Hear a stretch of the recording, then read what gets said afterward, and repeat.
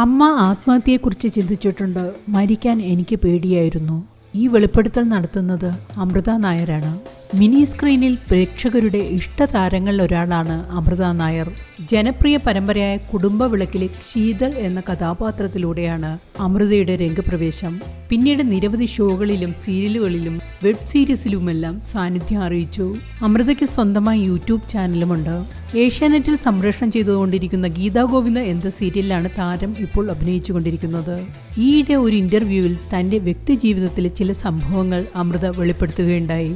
അമൃത പറയുന്നത് ഇങ്ങനെയാണ്: അടുത്തിടെ ഏറ്റുമാനൂരിലെ അമ്മയും മക്കളും ട്രെയിനിനു മുന്നിൽ ചാടി ജീവിതം അവസാനിപ്പിച്ചതുപോലെ ഒരിക്കൽ തൻ്റെ അമ്മയെ ആത്മഹത്യയെക്കുറിച്ച് ചിന്തിച്ചിരുന്നു.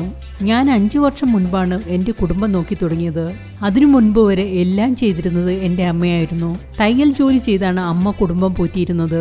ഭർത്താവില്ലാത്ത സ്ത്രീകൾക്ക് ഒറ്റയ്ക്ക് ജീവിക്കാനൊക്കെ പറ്റും. പക്ഷെ ഈ സമൂഹത്തിലെ കുറേ ആളുകൾ അവരെ മാനസികമായി തളർത്തും. അമ്മ ഒരുപാട് കഷ്ടപ്പെട്ടിട്ടുണ്ട്. ഏറ്റുമാനൂരിലെ ഒരമ്മ 2 പെൺകുഞ്ഞുങ്ങൾക്കൊപ്പം ആത്മഹത്യ ചെയ്തില്ലേ? ഇതുപോലെ എൻ്റെ അമ്മയും ആത്മഹത്യയെക്കുറിച്ച് ആലോചിച്ചിട്ടുണ്ട്. അന്ന് ഞാൻ 10ൽ പഠിക്കുകയായിരുന്നു. ആ സമയത്ത് വല്ലാത്ത സാമ്പത്തിക ബുദ്ധിമുട്ടിലായിരുന്നു ഞങ്ങളുടെ കുടുംബം. ആരും സഹായിക്കാനില്ലായിരുന്നു.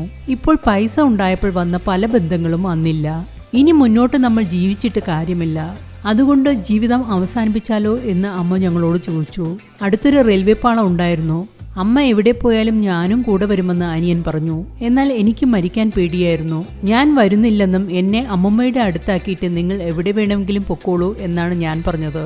അച്ഛൻ ഉപേക്ഷിച്ച തങ്ങൾക്ക് അമ്മയാണ് ഹീറോ എന്നും സിംഗിൾ പാരന്റായി ജീവിച്ച് ഇതിനോടകം ഒരുപാട് കഷ്ടനഷ്ടങ്ങൾ അനുഭവിച്ചിട്ടുള്ള ആളാണ് തൻ്റെ അമ്മയെന്നും അമൃത കൂട്ടിച്ചേർത്തു.